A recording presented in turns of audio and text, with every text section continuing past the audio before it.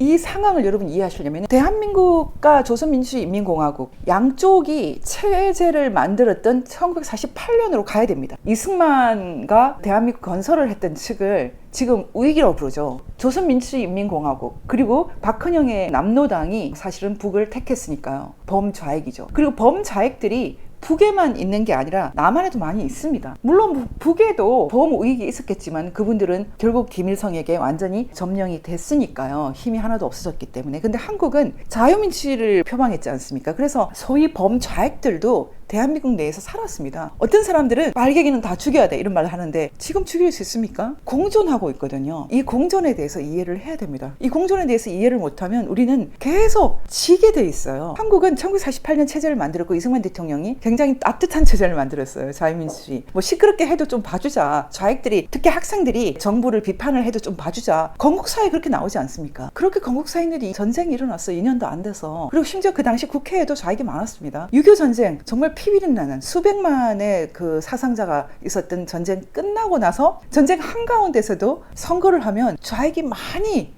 당선됐습니다. 그래서 항상 우리나라는 그때나 지금이나 범좌익 30%는 된다 다 이렇게 알고 있어요. 소위 자기가 좌파라고 생각하는 사람도 자기는 대한민국 자유민주주의 체제 내에서 좌파야 이렇게 생각하는 사람도 굉장히 많거든요. 근데 정신을 차려야 됩니다. 그런 사람들은 실제로는 권력은 하나도 없어요. 그렇게 생각한다고 해서 지방선거에 뭐 자리 하나 안 줍니다. 지금 권력을 갖고 자리를 배분하고 임원을 시켜주고 하는 사람들은 철저히 조직 안에서 권력을 가지고 있는 사람이죠. 그래서 그 권력 제 웃대가리를 알아야 됩니다. 한국 우익들은 좌익을 이해 못해서 너무 거칠게 보고 뭐 빨갱이는 다 죽여야 돼. 한 명도 못 죽이면서 그렇게 생각하고 있기 때문에 다 지는 거거든요. 공존하면서 이겨야 됩니다. 좌익 중에서 권력을 가지고 있는 좌익을 3분에서 보셔야 됩니다. 북노계도 한국 내에 있는 북한이 건설한 반국가 단체 뭐 통일혁명당이나 인민혁명당이나 뭐 북한에도 왔다 갔다 하고 통역당에서 그때 사형당했던 사람이 김종태, 김진락, 뭐 이문규 이런 사람들은 북한에도 왔다 갔다 했기 때문에 사형까지 된 거고 인혁당에서도 북한에 왔다 갔다 했던 사람이 있죠. 나중에 북한으로 도망간 사람도 있고 다시 난파된 사람도 있고 이런 사람들은 아예 북한하고 직접 연결을 하기 때문에 북노계라고 제가 표현하는 것입니다. 직파간첩은 해방 직후부터 있었죠. 이번에 정보사 블랙 요원들 명단이 전부 북으로 유출됐다 이런 사건이 있지 않았습니까? 이 사건이 기가 막힌 게요. 북한 내부 정보 활동을 하던 해커가 북한 네트워크에 침투를 해서 찾아낸 겁니다. 만약에 북한 네트워크에서 찾아내지 못했다면 헐값에 우리나라 최고급 정보를 중국을 통해서 북한에 보냈는데도 불구하고 처벌을 못해요. 간첩죄로. 그런 기가 막힌 일이 벌어지는 거죠. 우리나라 헌법이 갖고 있는 각종 법률이 갖고 있는 허를 전부 틈타서 중국이 들어오고 북한이 들어오고 있거든요. 지금 이 상황에서 이제 겨우 국민의힘이 간첩 범위를 이제 적국에서 외국으로 바꾸겠다 이런 얘기를 하고 있고 민주당이 계속 반대해서 지금까지 통과도 안 되고 있어요. 겨우 지금 발의가 돼서 외국 학대로 하겠다고 하는데 이것도 될지 모르겠습니다. 더불어민주당이 준 간첩인데 더 이상 어떻게 방법이 없죠. 1948년 개념으로 대한민국 건국 세력들이 지금은 극우로 몰려있죠. 지금 한 집안에도 이승만과 대한민국 건국을 인정하고 1948년 헌법을 인정하면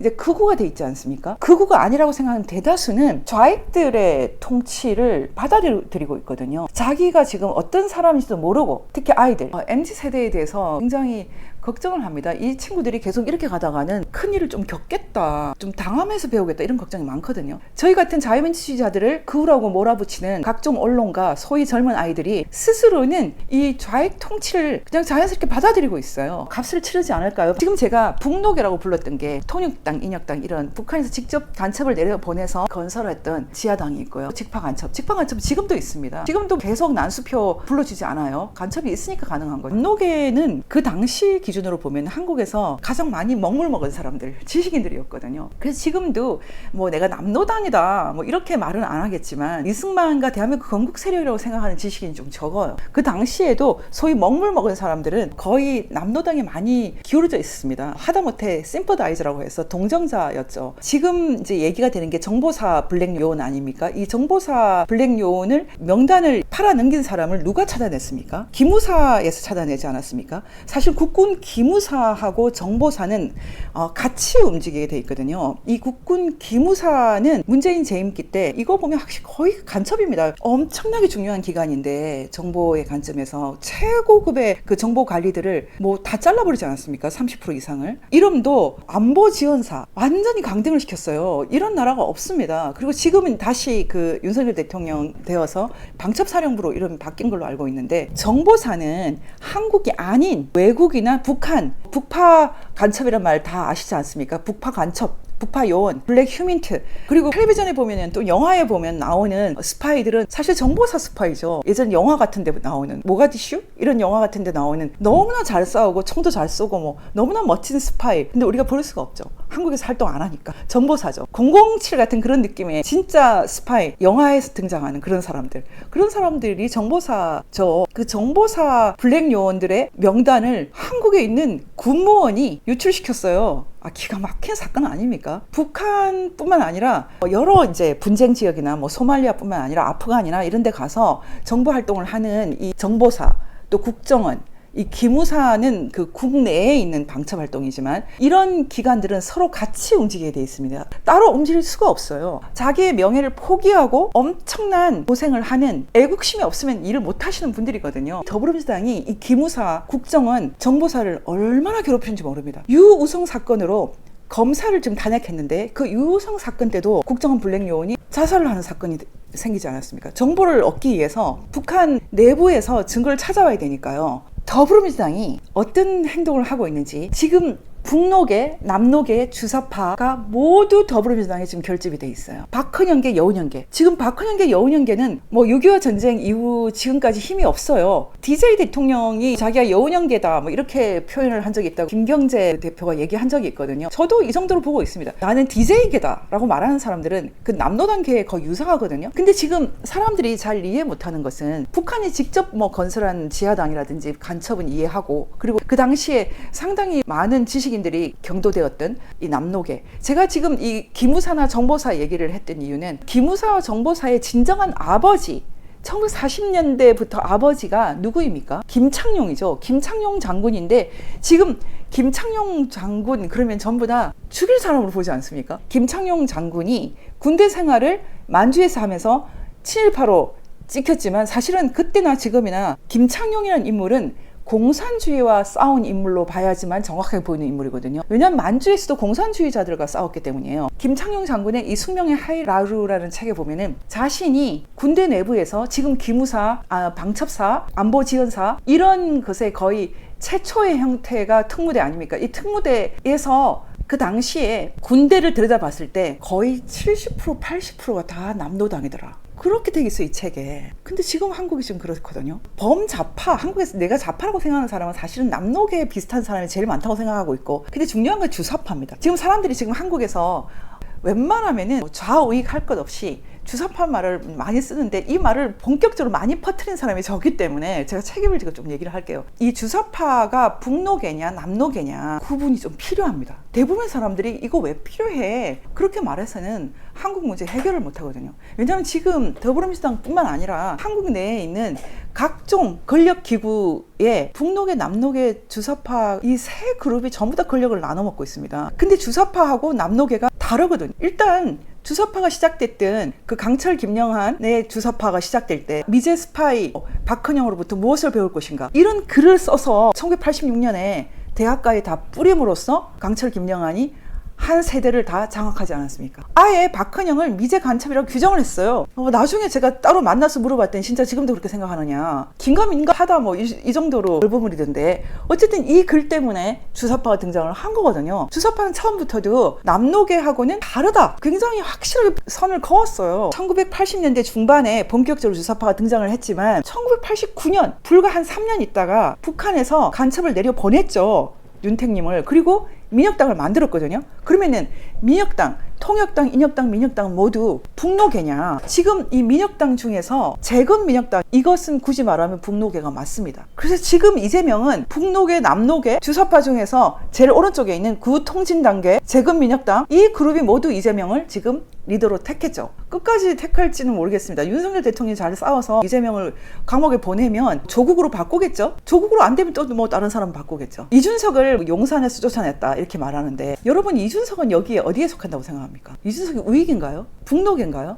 남록인가요? 주사파인가요? 어디에도 안 속하죠. 저 물음표에 속하죠. 묻지마 자익인 거죠. 자기와 자익이라는 것도 모르고 자익이 된 사람들, 그런 사람이 너무 많아요. 그래서 이제 드디어 윤석열 대통령과 한국의 뭐 전통적인 우익들이 좀 싸워보려고 할 때 이 이준석이 계속 걸림돌이 됐죠. 어리버리 좌익으로 있으면 결국은 친중파가 되고요. 친중파가 됐다가 결국은 친북파 되고요. 종북파 됩니다. 주사파를 여러분이 세 그룹으로 다시 봐서 보수를 표방한 김근식이나 하태경이나 함은경이나 이 사람들은 다 민혁당은 아니었어요. 근데 민혁당 계보에서 힘을 얻은 사람이죠. 민혁당 출신들 중에 지금 국회의원 된 사람은 없어요. 하지만 이 사람들의 모 조직 원조 민혁당이거든요. 이번에 보니까 한 명도 국회의원은 안 됐지만 하태경 씨는 이번에 또 보험연수원 원장이 됐더라고요. 그러니까 힘이 아직도 있다는 거죠. 국회의원 됐다가 떨어지는 이런 사람들한테 월급 주는 자리 중에 하나 아닙니까? 그게 같잖아요. 굉장히 요직을 갖게 됐어요. 아직까지 힘이 있고 살아있는 거죠. 그리고 범민주당계, 이것은 주사파 중에서 대중 조직을 했던 얼굴이 팔린 사람들을 말하는 거예요. 이인영이라든지 뭐 송갑석이라든지 뭐 임종석 이런 사람들, 대놓고 친북이죠. 이 사람들. 이 사람들은 기본적으로 좀 무식합니다. 근데 이 사람들하고 가장 가까운 사람 문재인이죠. 문재인. 지금 이 사람들의 무식을 가장 찬란하게 보여준 사건이 윤건영이 인권을 고려해서 탈북자들을 북한으로 돌려보냈다.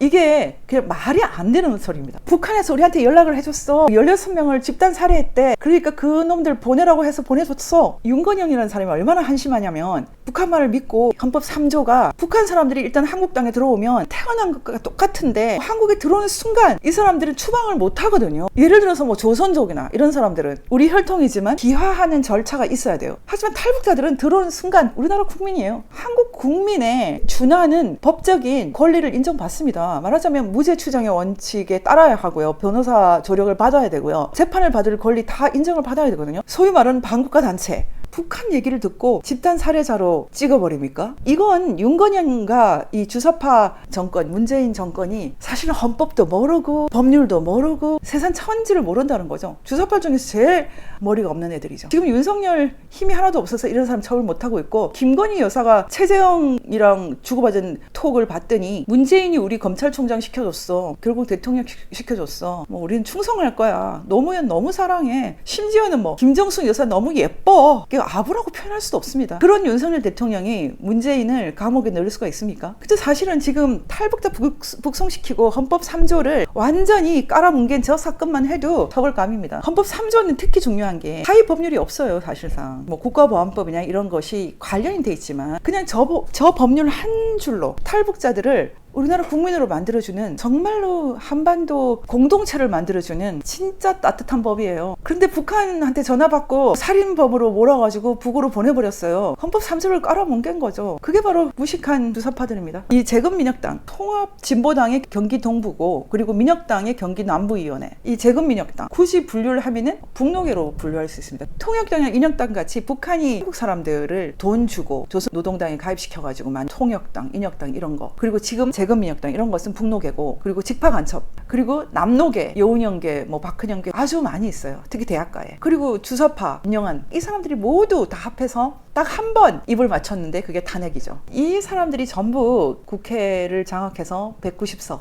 이루고 있다고 생각하시면 됩니다. 이 표가 보여야 됩니다. 그리고 제가 지금 이제 극우라고 썼는데, 지금 소위 극우로 몰려있는 사람들 중에 국회의원 된 사람이 있을까요? 거의 안 보입니다. 우익이라 하더라도 사실은 좌익으로 발을 한 발 걸치고 있어야지만 국민의힘에 들어갈 수 있지 않습니까? 김진태 의원 약간 정통 우익이었는데 부정선거 아니야 이렇게 얘기해서 도지사 되지 않았습니까? 부정선거 얘기하고 탄핵 반대하고 5.18 북한 특수군 개입 여지가 있다라고 주장하는 사람들은 극으로 몰려있죠. 우리가 역전을 시키려고 할 때 제일 첫 번째 해야 되는 것은, 일단 이재명은 안 되니까 뭐 윤석열 대통령 뽑아두고 방송을 갖고 와야죠. 지금 좌익들이 자신들이 방송을 장악하고 거짓말 유포를 하면서 광우병뿐만 아니라 뭐 온갖 것 다 하고 있죠 지금. 그러면서 방송을 장악을 우리가 하려고 한다고 하지 않습니까? 방송을 일단 갖고 와야 됩니다. 그 다음에 윤석열 대통령이 조금이라도 힘을 벌어서 부정선거 수사할 정도 힘이 될지 모르겠지만 뭔가를 할 수 있죠. 방송 장악뿐만 아니라 정보기구, 군방첩대, 기무사,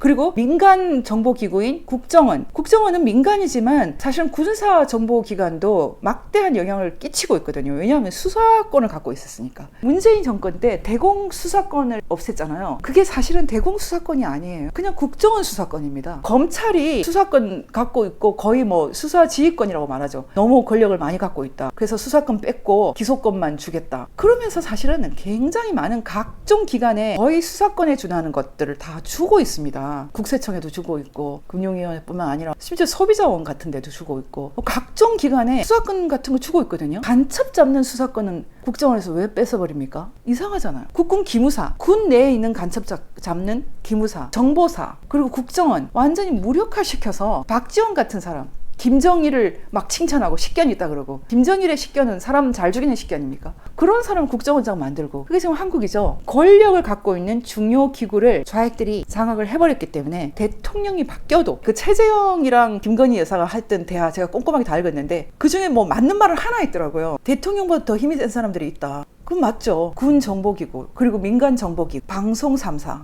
뭐 다 장악했는데 대통령이 뭘 할 수 있습니까? 이제 하나하나 뺏어와야죠. 이진수 방통위원장이 김태규 부위원장이 해낼 것 같습니다. 김태규 부위원장 굉장히 투철한 자유민주주의였어요. 저희와 같았어요. 범좌익이 아니에요. 그리고 아부하는 분도 아니었어요. 이진수 위원장도 조금 그렇게 보고 있어요. 지금 민노총은 완전히 북한이 거의 장악을 했거든요. 심지어는 민노총 계열에서 김정은이 세습을 한 것은 잘나서 세습한 것이다. 아들이기 때문에, 손주기 때문이 아니다. 뭐 그런 식으로까지 얘기하지 않았습니까? 그 정도로 정신이 빠져 있거든요. 지금 한국 내에 기가 막힌 이 상황 속에서 하나하나씩 우리가 일하고 있습니다. 종북 세력과 친북, 주사파, 남노당 다 힘을 합해서 뽑은 이재명 후보를 저희가 어쨌든 대통령 안 만들었으니까요. 일단 윤석열 대통령 많이 어리버리하지만, 특히 부인이 참 어리버리하시지만 한 발 한 발 그 무거운 걸음을 긋고 있기 때문에 저는 뭐 완전히 포기하지는 않았어요. 일단은 방통위 이번에 두 분을 2인 1조로 보낸 것 칭찬을 합니다. 사실 제일 심각한 것은 한국기자협회입니다. 지금 제정신이 아니거든요. 기자협회 보라는 데서 방통위는 어떻게 1년 안에 방송장악 천병으로 전락했냐. 좌익들이 방송장악하고 있는데 그럼 계속 가만히 둬야 되나? 다 들켰다는 걸 알아야지. 전 세계 이 이념상을 이해하려면 2차 대전부터 다시 봐야 돼. 이 모던 타임스 100년 또는 200년 2차 대전만 갖고 봤을 때 히틀러라든지 도조 히데키라든지 무솔리니라든지 또는 스탈린, 특히 히틀러를 완전히 박살이라고 할 수 있죠. 스탈린 아닙니까? 히틀러와 스탈린 두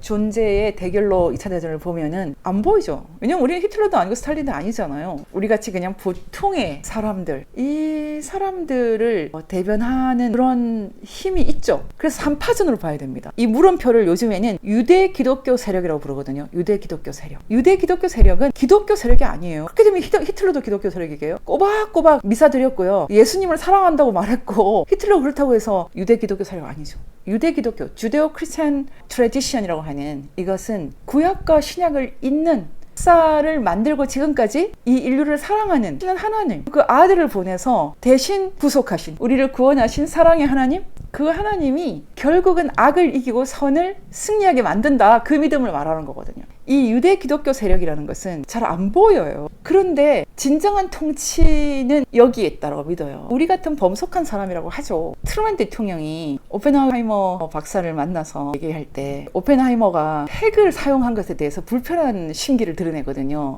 이 유대인들은 그 당시에 너무 당했기 때문에 히틀러한테, 히틀러랑 싸워준 소련에 대해서 조금 동조하는 게 있었거든요. 트루먼이 핵을 쏜 것이, 핵을 일본에 굳이 안 써도 이미 다 졌는데 도쿄를 거의 불바다로 만들지 않았습니까? 그런데도 불구하고 핵을 쏜 것은 스탈린 때문 아닌가? 스탈린을 막기 때문이 아닌가? 이런 이제 퀘스천을 많이 갖고 있었고, NCND죠. 그래서 그 당시 핵 개발을 할 때도 그 내부에 탁월한 유대인 박사들 중에도 간첩이 나오지 않았습니까? 푹스 같은. 오펜하이머는 간첩까지는 아니지만 여자친구나 형제 다 공산주의 동조하고 있었고, 둘 중에 하나를 택해버린 사람들, 히틀러를 택한 사람 없겠지만, 스탈린이 히틀러를 뭐 패퇴시켰다고 해서, 또는 스탈린이 뭐 히데키를 망하는데 도움을 줬다고 해서 스탈린 편이 돼버리면 지금 한국을 이해할 수가 없죠. 우리는 악 대 악이 싸울 때 어떤 악을 그래도 응원할 때도 있지만, 궁극적으로는 선이 승리하기를 기도해야 되거든요. 스탈린도 아니고 히틀러도 아니죠. 뭐 악하기를 비교하면 스탈린 더 길게 악한 행동을 했으니까요. 더 많이 죽였어요. 누가 더 악한지 비교할 수 없지 않습니까? 근데 지금도 예를 들어서 김창룡 장군이 공산주의와 싸웠다 그렇게 얘기하면 친일파 뭐 이렇게 말하거든요. 사태가 해결이 안 되는 겁니다. 한때 이영희는 뭐 목택동을 막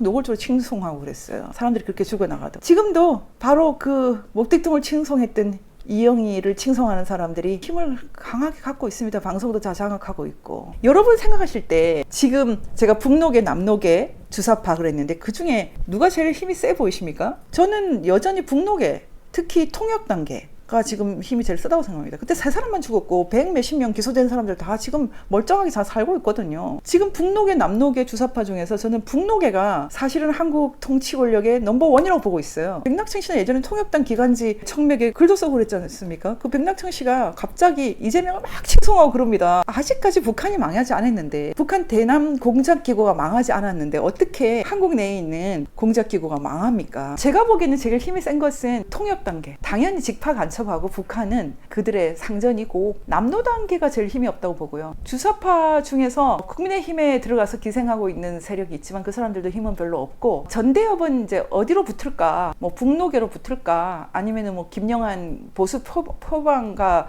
국민의힘으로 붙을까? 늘 고민이 많고, 그 통진 단계는 완전히 이제 북노계로 붙어 있거든요. 그리고 어리버리한 자기가 누군지도 모르는 좌익, 이준석 같은 사람들, 그렇게 있는 것입니다. 그 사람들이 우리를 극우라고 부르거든요. 저는 극우 아니고 유대 기독교적 정치 전통, 그 당시에는 처칠과 루즈벨트, 트루만, 메가더, 그리고 이승만, 여러 가지 아쉽지만 공산주의자들과 싸우고 강력한 스트롱맨이라고 할 수 있는 박정희, 전두환 이런 분도 만났죠. 굉장히 유능하게 군대를 통해서 힘을 가졌지만 굉장히 유능했던 대통령, 그 시대를 살면서 우리가 인생을 보내지 않았습니까? 아주 매력적인 시대였다고 생각해요. 희망이 있었고. 그리고 남로단계라고 하더라도 저는 뭐 그렇게 죽일 사람들이라고 말하는 스타일이 아니거든요. 지식인 운동 속에서 들여다볼 게 많습니다. 특히 문학가들은 그렇고요. 둘 중에 하나만 살고 하나는 죽는 전쟁이 붙을 때 다시 통일을 한다. 이승만이냐 김일성, 이러면 여러분 당연히 이승만에 붙어야 되는 거 아닙니까? 김정은은 그걸 정확하게 간파하고 대한민국을 통일 대상이라고 생각하지 않는다, 이렇게 말했어요. 적국으로 본다. 이제 다 온 거거든요. 스물스물 기어 들어와서 대한민국을 잡수신 분들, 정보사와 기무사와 국정을 무력화시키신 분들, 그리고 MBC, KBS, SBS, YTN 기타 등등 무력화시키신 분들, 공이 있다면 인정받으시고 최종적인 질문에 대답을 해야죠. 이승만이냐 김일성이냐.